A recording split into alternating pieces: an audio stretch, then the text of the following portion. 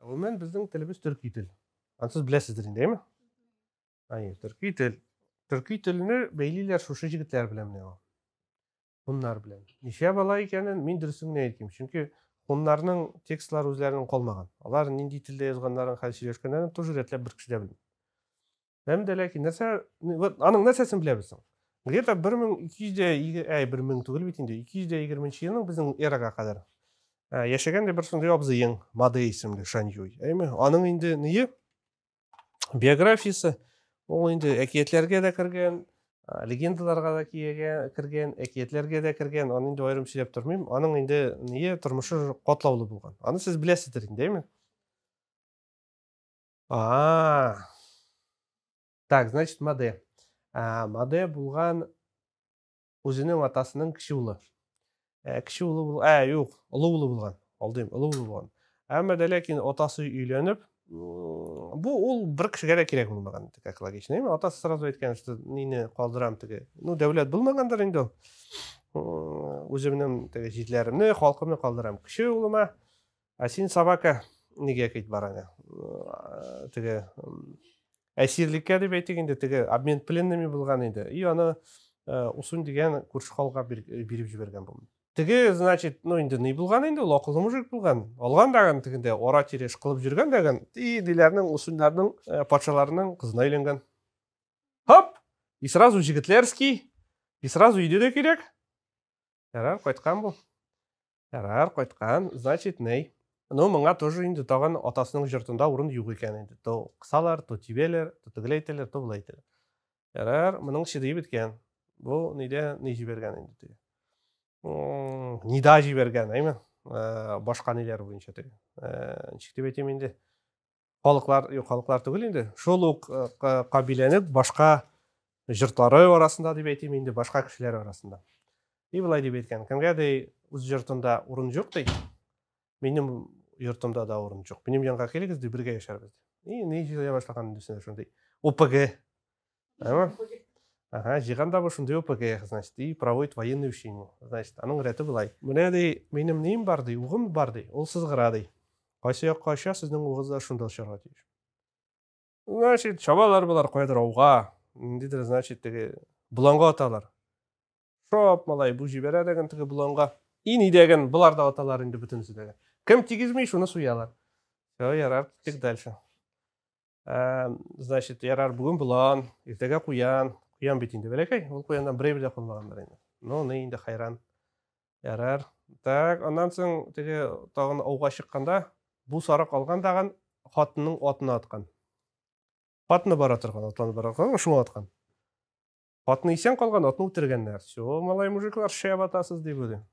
Ondan soң ақыр күнде енді приблизительно ақыр күнде бұл тик тұрған барған жерінен өзінің атын атқан, өзі бара тұрған атқан. Просто біле алғандаған и өзінің бұтар арасына шепеген деп айтеген деймін. И то же самое опять кім аталмаған, кім тигізмеген барысында жүк еткендер. Ярар енді бұл шыншыннан соң нейінді білген бұның ОПГ-сі состоялся. Бұл признанный лидер, прекрасные люди, лучшие воины степи. Қазір шыннан көпмендір вақыр ұзғандаған мұның ұлы абилары дебінде.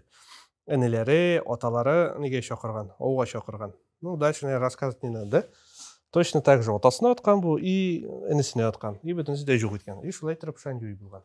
Шаньюйның сөзінің тәржімесін тоже никто не знает. Неше балай. Чүнки хундарның тілі мәғлім түгіл. Шаньюй деген сөз өзі ол тігі иероглиф білен yazылған. Қытай иероглиф білен. Аның қытайша оқылышы бар. Әйінде нешек ол тігі оригиналда оқылған, бір кіші де білмей. Ана хан деп айтылар. Ну, білмеймін енді, хан, конечно, Шаньюйға былай вот на слух не воспринимается совершенно. Может быть. Шушы вақыттан имеш енді біз бит риваят турында сөйлейбіз бит енді, еме? Хунарның дәулеті башланып кетті. Башта хайран күшлі болған ол біріншіден, екіншіден тігі деп айтайын енді нық болған. Әмі де ләкин қарайтем. Ну, получается, Уди вақытында, 140 елда где-то приблизительно, біздің эраға қадар гуннар жеңіле башлай. Аларны Ван Ман деген Қытайның патшасы түгіл, диктатор вақытында тормар ителер де, 2 ғасырға вообще юк ителер, біздің эраның 2 ғасырында. Юк ителер. Һәм инде менә калдыклары аның әйме менә монда аларны Кытай тирәсендә юк иттеләр. Аларның калдыклары 370 елларда неожиданным образом появляются у границ Византийской империи. Алар ничектер инде барганнар да инде күчмә халык бит инде атка утырган да барган. Килеп җиткәннәр Кара диңгезнең далаларына һәм шунда яңа дәүләт кура башлаганнар.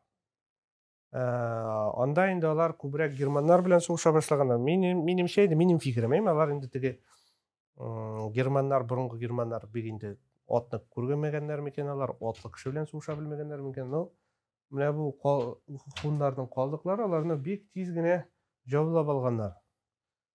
Ансын тоже, наверное, озагын беләсездер инде. 453 елда Каталаун дигән басуында, Кырында, ул хәзерге Тулуза дигән шәһәр янында Франциядә, Аэций дигән, Флавий Аэций дигән римский полководец булган. Ишеткәнегез бармы?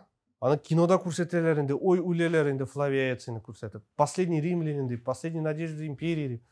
Юк, тоже ничего не всплывает. Ну ладно, мы с вами разные фильмы смотрим. Такое тоже бывает. Шуңа каршы сугышканнар булар. Әйме? Әйе.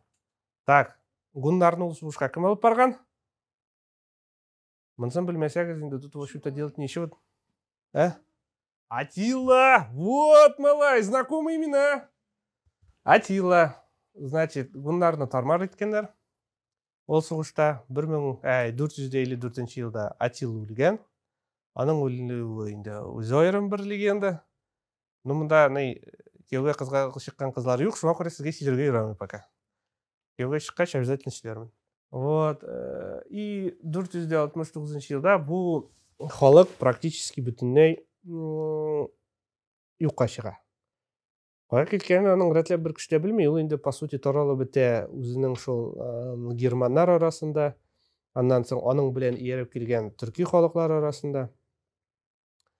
Әмма дә ләкин менә инде алар бит Европада яшәгән, аларның телләре, мәдәниятлары, берни дә мираслары калмый. Просто алар килгәннәр, ярты дөньяны яулап атырылганнар, күпме кешене үтергәннәр, күпме шәһәрләр жандырганнар, үзләреннән бер дә калмаган. Ничек була икән? Вот шулай була икән. Аларның бер варислары булганнар дип әйтәләр инде. Оногундур, Кутриугур, Униугур дигән кабиләләр. Аларны без Булгар дип беләбез, әйме? Алар имеш буйсынганнар шул хуннарга. Ниндидер заманда, кайсыдыр заманда. Теге гуннар таралып беткәч алар буйсынганнар аварларга. Аварлардан соң 7-нче гасырда алар үзләренә дәүләт курганнар. Великая Болгария, Магна Булгария, латинча. Ул урнашкан хәзерге Таманский полуостровда, Россия территориясендә һәм Төньяк Кавказда. Алар күчмә халык булганнар. Ну вот аларның телләре инде төрки тел дип әйтерлек. Әйме, имеш. Ну аларның тоже точно алар үзләре сөйләшкән телләре ул сакланмаган. Бер чыганакта аларның телләрендә юк. Әз генә хәзәр халкының телендә бар. Имеш хәзәр теле белән Булгар теле тиң булган, ягъни гел вообще бер теле булган. Ну ансын тоже бер кеше әйтә алмый инде. Хәзәрләрдән бер хат калган.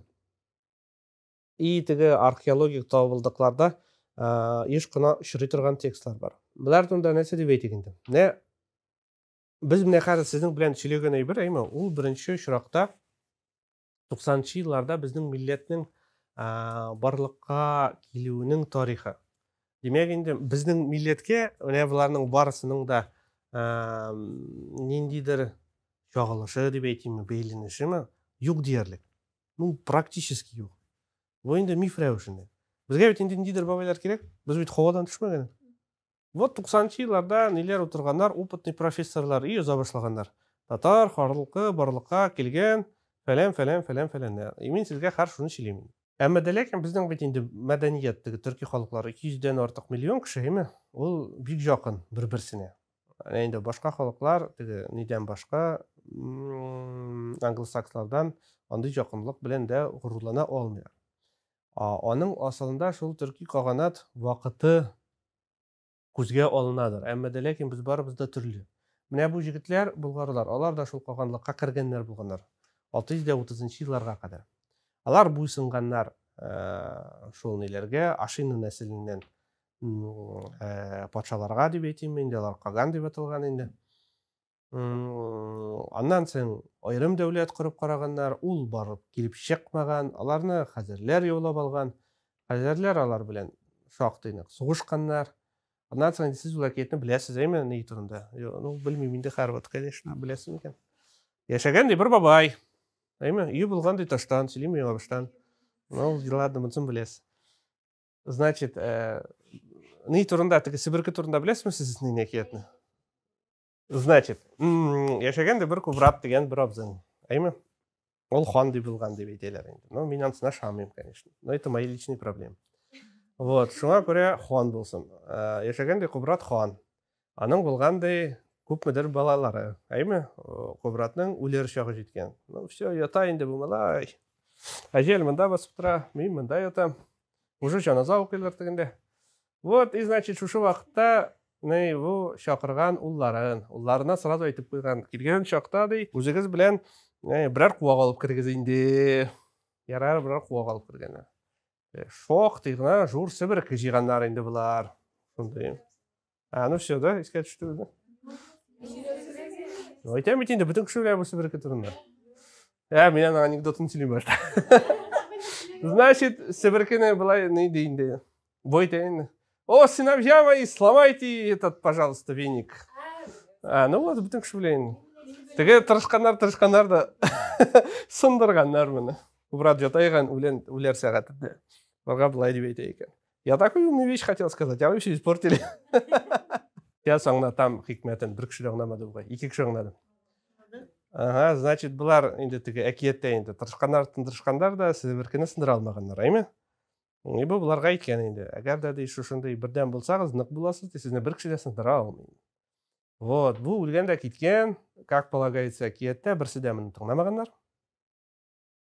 Таралып киткәннәр, алар 3 якка, 4 якка инде. Әйме? Берсе Батбай дигәне имеш киткән Идел ягына, һәм инде Идел булгарының асыл ханы булган дип әйтик. Алар ничегәле көмеш булгарлар дип аталган. Имеш. Кавказда калганнары, алары кара булгарлар. Аль-Шейх дигән инеләре микән, агалары микән, инде белмим аны. Ну, аны ни дип әйтәләр инде? Аспарух дигәннәре олы агалары булган. Ул үзенең булгарларын Дунайга алып килгән дә хәзерге Болгариягә нигез салган. Нинең беренче ханы булган. Дунай Болгариясының. Аль-Шейх дигән бер туганнары дип әйтик. Ансын җиракчылыкка киткән, ансы киткән Италиягә. Ул инде теге урысча әйткәндә наемник булып жүргән, әйме кайдан түләгәннәр шунда шуларның өчен сугышып жүргән. Әмма дә ләкин иң ахырдан шул Италиянең кайдар Турин шәһәре яндарак шул төштә яшәгән дә аннан соң да үлеп тә киткән. Идел булгарына кайтканда, бу үзенә карата бик сәер дәүләт булган. Ничә булай? Үзенә карата ул беренчедән ниләргә булгарган, хәзерләргә буйсынган булган. Әйме, икенчедән Идел янда буларак ул шушы теге Идел су буйлап үтә торган Сәүҗәдә маршрутын үзенең кул астына алган. И бер яктан буйсынырга да кирәк, икенче яктан бик байсы да килә инде иптәшләр.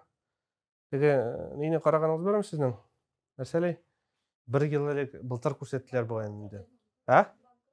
Банкрот, Булай әйтсәң, шәригатькә керми, тегеләй әйтсәң, гадәткә керми. Вот булгарларда утыргандар, нишләргә икән? Итоги хәйлә тапканнар. Уйлаганнар алар буйсынырга. Багдад халифлыгына, менә монда имешне килгән, менә бу Әхмәт ибн Фадлан. Менә бу җегет әйме? 1922 елда алар килеп җиткәннәр илчелек белән Идел Булгарстанына, һәм инде Идел Булгарстаны ислам динен кабул иткән. Имеш. Әйме, аның үзенә карата инде ул ислам кабул итүнең үзенең дә хикмәте булган. Чөнки Вот мында тоже енді былай айтсаң, шариғатқа сыймайсың, тігіле айтсаң, ғадатқа сыймайсың, неше деп айтырға екен қара. Вот сам себя в ловушку загнал. Так, біріншіден, міне бұл мужик турында кино бар. Кім қарады? Ахмет ибн Фадлан. Ана Антонио Бандерас ойнай ол кинода. Антонио Бандерасны білесіз ме? Жоқ, по-моему, білмейсіз. Пока біз сіздің білен никак жоққаны алмайбыз современной массовой культурада. Похоже, менем не современной, совершенно не массовой культуры. Ага. Yok көргеніңіз, да? Пишем домашнее задание. Икей бер, значит, біріншісі. Оқырға біріншіден. Пожиратели мертвых. Роман. Тарихи фантастик. Бір швед yazғанын. Дальше пишем. Қорарға. Уже қорарға, все, расслабиться можно. Оқырға не надо. Да? 13-й воин. В главной роли Антонио Бандерас. Может бардар. Қараңыз. Өзіне қарата қызық әкиет. Ну, білмеймін де. Так-то, в общем-то, қатын қызлар там имеют определенное отношение. Ну, очень относительно все. Аның ең башында қатын қыз бар. Из-за которой все и началось. Ага. Так, теперь тарихқа қайтқанда. Хикметі нәрседе. Ол вақытта Еділ Бұлғарстаның илтебері, демек енді нендейдер өзіне қарата енді бұл какой-то правитель дейме. Аның енді титул білмейміншік тәржімейтерге илтебер деп аталған ол. Алмыш деген бір кіші болған. Алмыш, оказывается, хат yazғанда халифке оқша сұраған. Сізді бізге ислам динін оқытушыларын алып келегіз, ұстазларын. Ну, бір шушындайрақ қопшек, міне где-то приблизительно оқшадан мағыз. Теге келген. Оқытушылар целый караван. 10 тысяч лошадей вышли из Багдада. 3000 верблюдов. Огромный караван. Основной вопрос какой? Большой Лебовский кто смотрел? Ой, кызлар, ярар, где деньги? Где деньги? Оқша юк. Ансын тоже сізге yazып қойсаңыз болса, Рисале, Ахмед ибн Фадлан, узнать, где деньги. Бірақ ол бек қызық ол, кстати. Аның нейне асылына шыға башқалағанда целая афера, как обмануть булгарского вождя. Приблизительно вот так. Значит, оқша юк. Ислам дейін қабыл еттік. Ярар деген нәрді бұлар. Біз не болайық. Қой бір кішілер айтады, что нелер білен, как раз шувашлар білен, біз шул вақыт неттік. Арабызны үздік. Әйме, шуннан енді мұнда әмірлік болған енді ол 1220 елларда қадар енді тігі. Неткен енді ол үскен. Әшіл 1223 елда бірінші тапқыр келгенер монголлар. Анаралар келгенер 1228 елда. 1234 елда, 36 елда жалғаннем жоқ еткендер бұл дәулет. Алтын Ордашыры. Міне бұл дәулет уже конкретно біздің тарихқа, біздің миллетке, аның қоғылышы, шағылышы біздің тарихта шақты зор. Че білай? Біріншен татар сөзі өзі-өзінен біздің тарихқа шул вақытта кірі. Татар сөзі ол 8-ші ғасырда да қолдана тұрған барылған, һәм енді мәселен 30 татар, 9 татар кебек қабилелер іске алына. Әмді лекен оларның бізге татарға бейленіші ансыда бик шеклі бір зор сұрау. Алтын Ордаға қойтқанда, Алтын Орда, аның нендейді неге совсем просто ғадигіне еткенде. Біздің тілі Алтын Орда тілі. Біздің мәдениеті Алтын Орда тілі мәдениеті. Білмеймін, нендейдер политик система, Алтын Орда шырында кірген мифлар, легендалар көп шырақта формалаша башлаған шул вақыт. Бізде ол Бұлғар дәулетінен, Бұлғар дәулеті тоже миф боларақ, бір легенда боларақ қына қабыл еттерге бұл. Әміне бұл жігітлер енді конкретно бізіні кішейткендер деп айтырға керек. Әмі дәләкен біз бейт өзі бізгіне түгілен дейлар, әйме?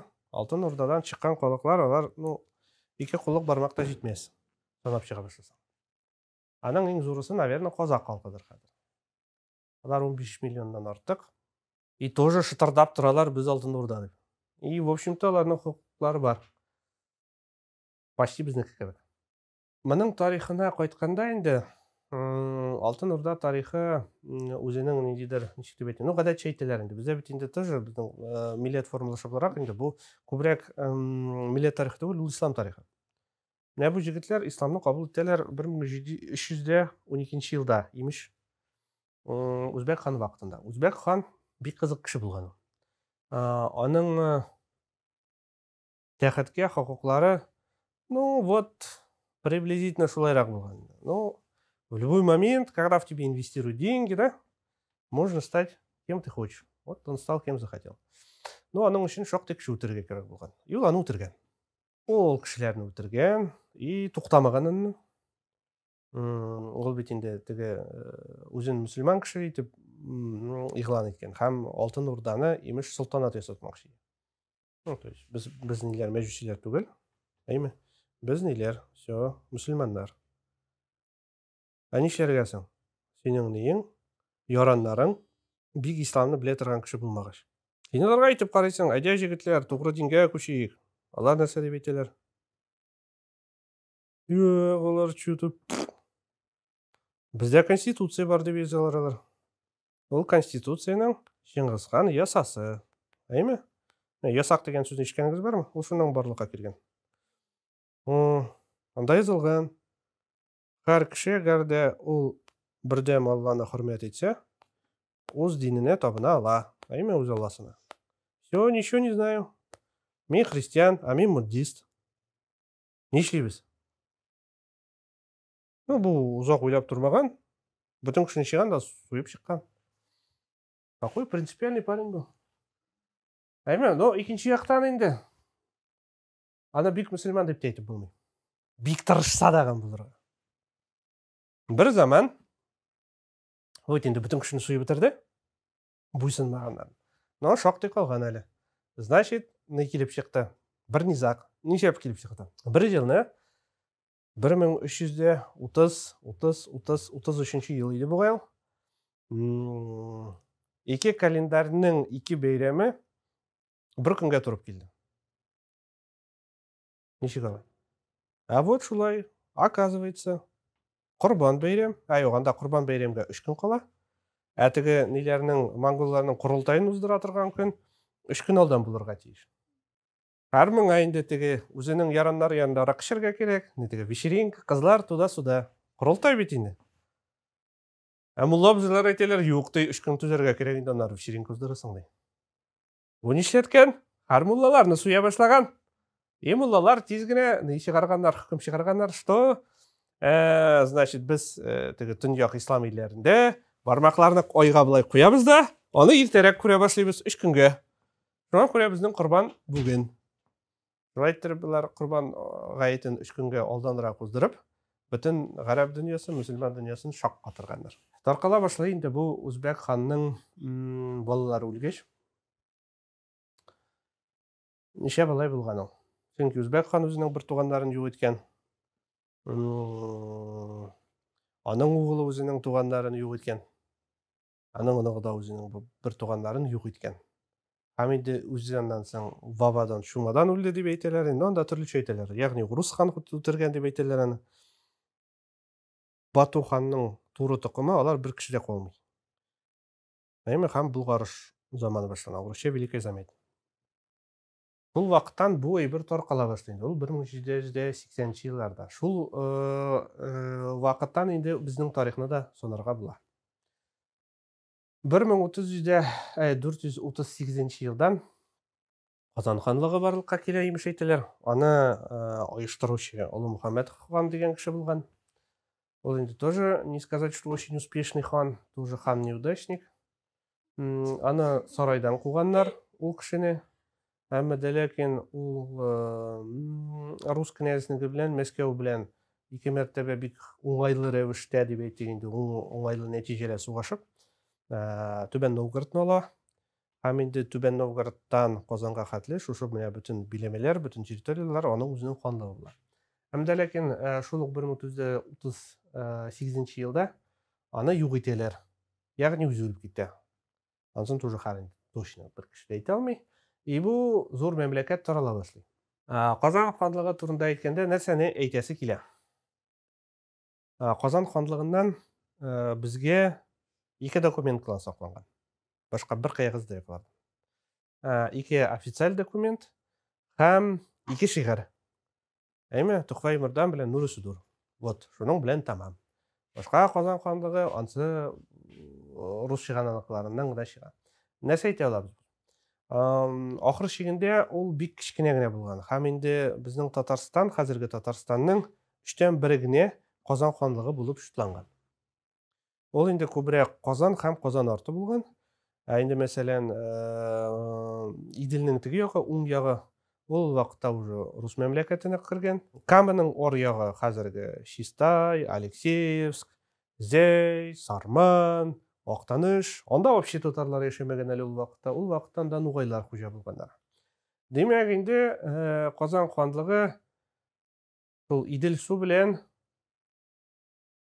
Нократ су арасы булса инде. Вот приблизительно шундый. 150 чакрымлык дәүләт әйтсәң, дәүләт дип әйтеп булмый инде. Үзенең акчасы булмаган аларның. Алар рус акчасы белән сәүдә иткәннәр. Инде тоже монда инде күбрәк мифлар бит инде. Менә булай әйткәннәр, тегеләй әйткәннәр, буларны җаулаганнар, тегеләй әйткәннәр.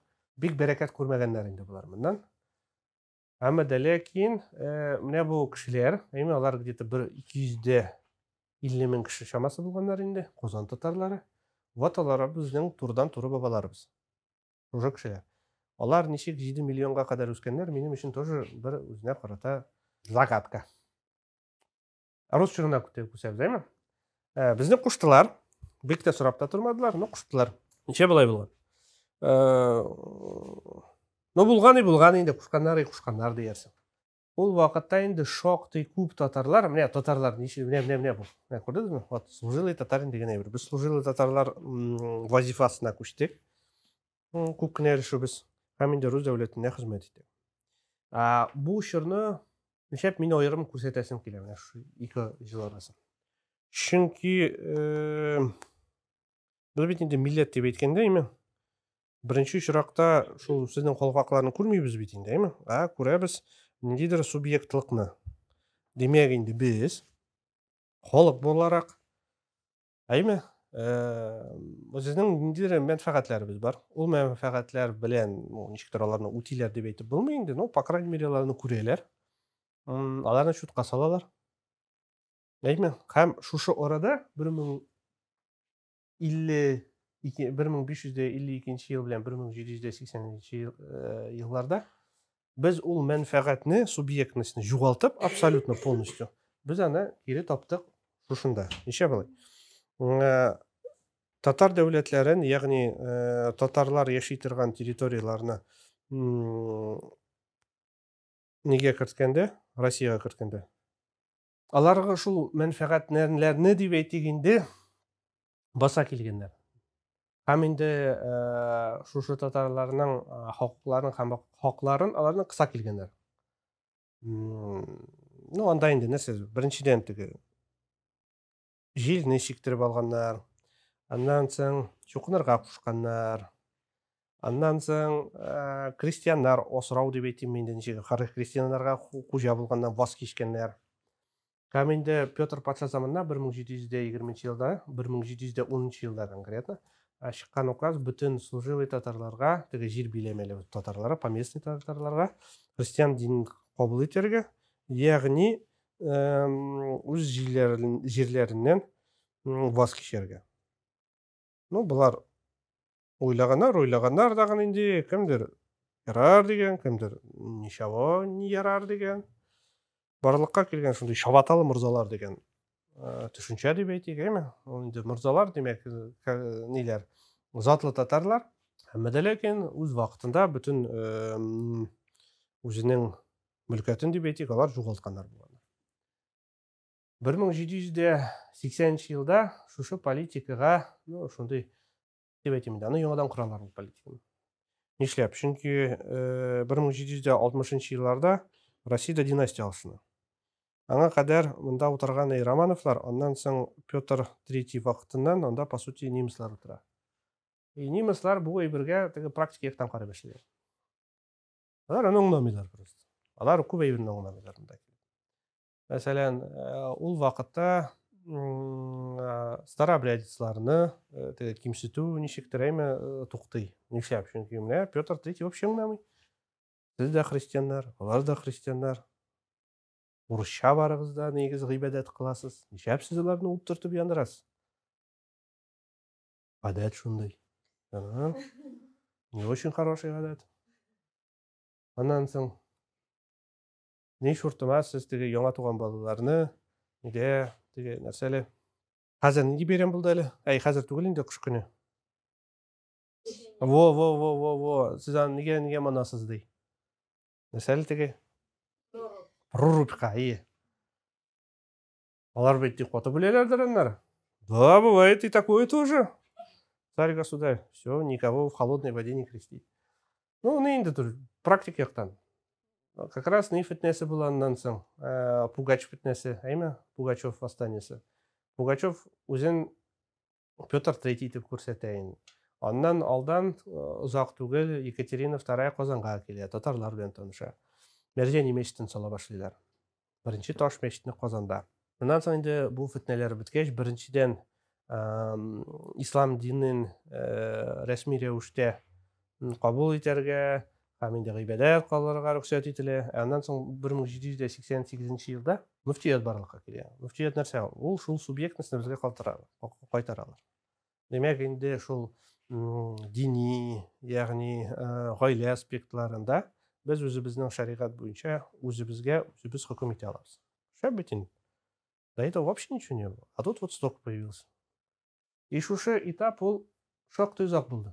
120 ел дәвамында диярлек. И ул шактый гына безнең бабаларыбызны инде һәр татар милләте алдыннан булган оешмаларны дип әйтик, канәгатьләндергән. Нишләп?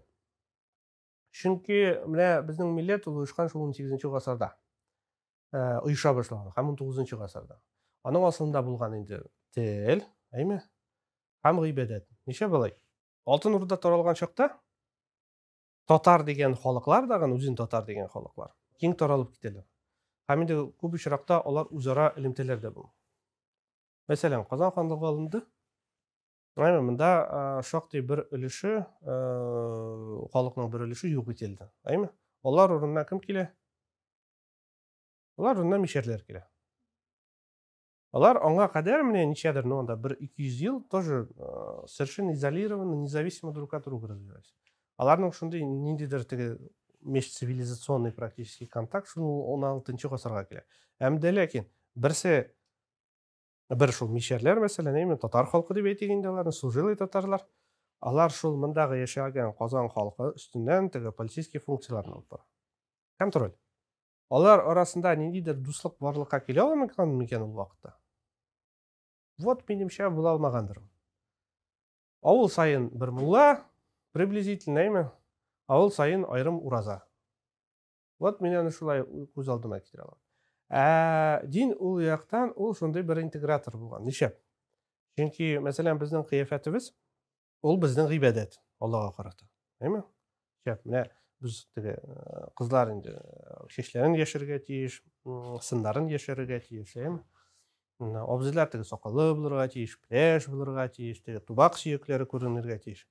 Алар бөтен мөселманнар өчен шундый бер теге ничек дип әйтим? Дресс-код. Яны бөтен кеше таный. Мишәрчә сөйләшә, Касымча сөйләшә, Себерчә сөйләшә, Казанча сөйләшә. Ну, приблизительно авылга шундыйрак кеше керсә, почти безнең кеше, моның белән сөйләшеп бара. Вот син алай кимәсәң, синең белән сөйләшеп булмый.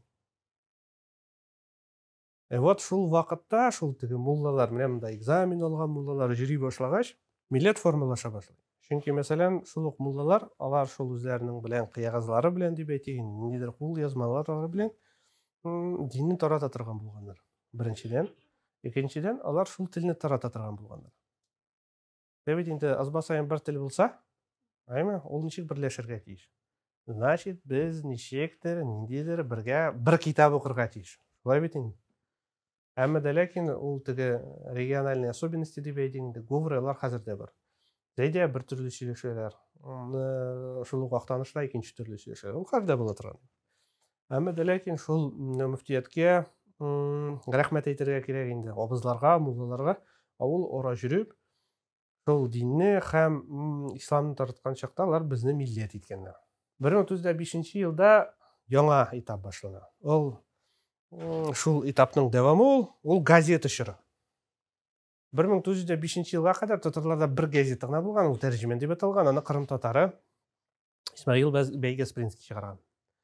1905 елда бірінші революцияның жеңуі яңгыраган деп әйтегенде, әйме? Шул татар газеталары төбәк сайын диярлеп, дистәләп ачыла башлый. Озанда бір точно бір дистәләп булгандыр инде. Һәм инде күп кенә газеталарның беренче сораулары була: "Нә телдә язамыз?" Нә телдә язамыз? Нинди телдә язабыз? Чөнки татар теленең берничә варианты булган. Аның булган мәсәлән теге без иске татар теле дип әйткән Ибраһим. Ул инде күбрәк гарәп, фарсы алынмалары һәм инде аңа просто татарча окончаниелар тизеп чыкканнар. Вот шул иске татар теле. Әйме аның булган җәдид теле. Ул инде җәдид теле шул тәрҗемән газетасы теле. Анда шул теге мәсәлән уртак формалар өчен кулланганнар төрек телен. Бездә берәр сүз юк. Әйме мәсәлән машина дигән сүз юк бит инде ул вакытта, әйме? Әйдә төрекләрдән арабаны алабыз да кыстырабыз. Давай, шәп. Прекрасный результат. Өченче буларга икесенә дә позиция буларак торган. Ул шул менә Казан тел дип әйтегәндә, әйме? Шул мәсәлән шул чорда Габдулла Тукай яза торган тел. Вот приблизительно 3 концепция булган, 3 тел. Яны һәр телне географик яктан кулланмаганнар, аны социаль яктан кулланганнар. Мәсәлән, иске татар телен кулланганнар иң өстәнге катлауда. Аның белән имамнар сөйләшкән. Вот алар өчен ул самый оптималь тел булган. Теге мәсәлән пинҗәк киеп йөри торган интеллигентлар, алар шул җәдид телен кулланганнар инде, әйме? Инде совсем штансызлар Габдулла Тукай кебек. Алар инде вот нинди телдә сөйләшкәннәр, белгәннәр, шунда сөйләшкәннәр инде. Шушы тел нигезендә формалаша, ничек дип әйтим инде. Ул беренче сорау булган, нә телдә язамыз? Икенчесе дөрестән инде, нәрсә турында язабыз? Инде ул нәрсә турында язабыз, ансы беренче чиракта минемчә бәйле Иттифак аль-Муслимин партиясына. Икәнегез бармы? 1905 елда Дума барлыкка килә. Думада оеша партия, мусульман партиясы. Иттифак аль-Муслимин, Союз мусульман дип атала. Һәм инде ул татар партиясы булмый. Ул гомумән мусульманлар, Россия мусульманлары партиясы була. Әмма дә ләкин бу партия эшчәнлеге вакытында нәрсә беленә? Оказывается, Россия мусульманнарының уртак мәнфәгатьләре практически юк. Шуңа күрә әйдәгез әле таралыйк. Ярар, таралыйк. Шуның белән партия бетте. Әмма безнең халык өчен бу беренче тәҗрибә иде. Үзенең политик мәнфәгатьләрен дискусска чыгару беренчедән, икенчедән җәмгыятькә җиткерү, өченчедән правительство белән, хөкүмәт белән уртак тел табып сөйләшү. Менә шушыны без өйрәнгәч, без уже безнең республикага лаек идек. Әйме юл республика анда 12 елдан барлыкка килә. Әмма ансын инде Дамир абыйсылар республика өчен. Шушының белән рәхмәт бик зур.